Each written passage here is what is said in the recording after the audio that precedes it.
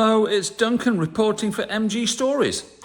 And we're just under 2 weeks away from the final race of the season. And it's all action at the MG garage.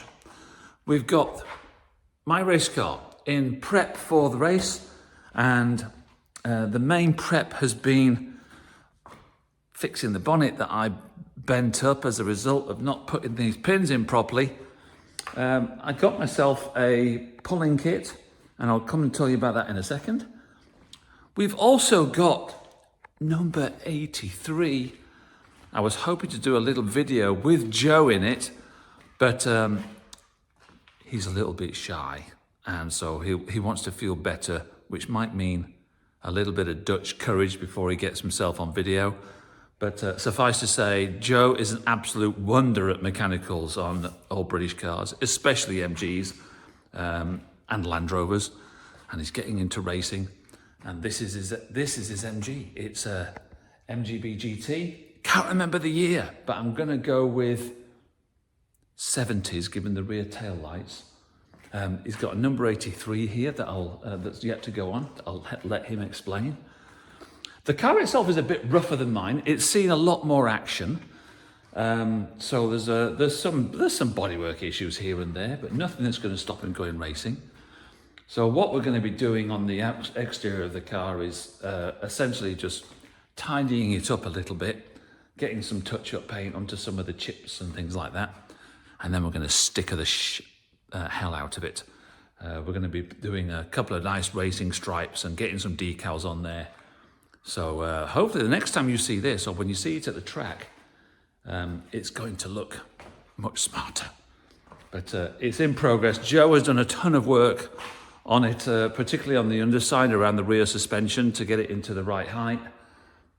He's done some work around the front suspension as well. It's got some minor enhancements to help the car on the track, but I'll let Joe explain those. And the MGB GT V8, this is essentially on hold for a little while. It's got a very poorly gearbox, so when the racing season's finished, the next big job is getting my pride and joy here onto the lift and getting the engine and gearbox out, because the engine is going to be undergoing some severe maintenance.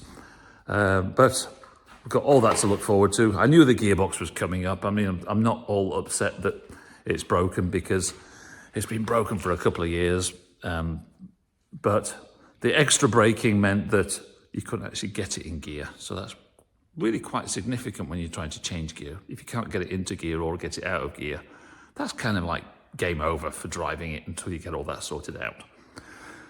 So we're going to be doing that. So yeah, extra work on the MG. I've replaced the front brake pads, and the brake pads are really quite interesting because although this is a standard GT, on my V8 over there, they actually produce brake pads that are 20% more braking area, more pad. So anyone who's anyone, and recommendations in from folks like Phil Cooper say that if you can get hold of the V8 ones, do that. So guess what? I've got the V8 ones. So so those are now on the car. The ones that I had didn't have a lot of life left in them. But yes, these V8 ones, I'm aiming to have lots more braking power on those. And then the rear brake shoes, this is what shoes are. If you don't know what, please get hold of me if you don't know what the difference between brake disc and brake shoes are, because this is a very friendly channel. So on the back of my car, we've got brake drums, which means that the brakes press outwards into a shoe to cause the braking.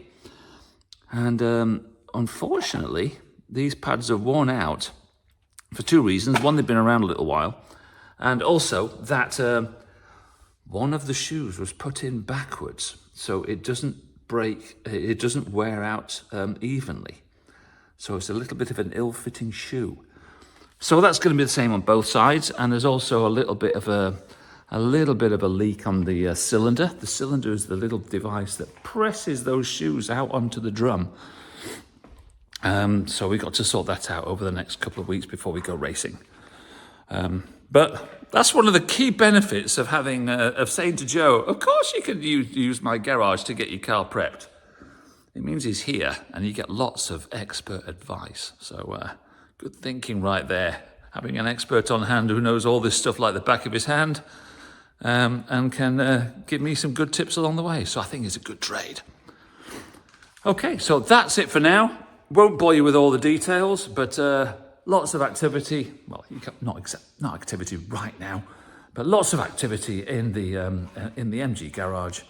And for those racers that are watching this from the CVQ and from Varac, look forward to seeing you in Tremblant. The Beastie Bus will be there. Myself and Bertrand have got a little plan to form a little camp circle when we're there.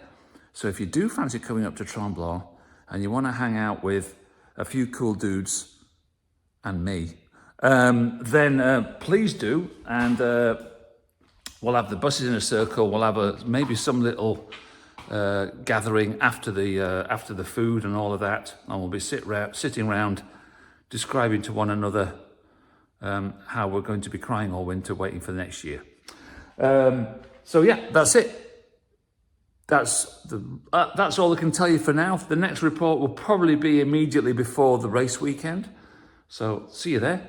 For now, this is Duncan for MG Stories. Back to the studio.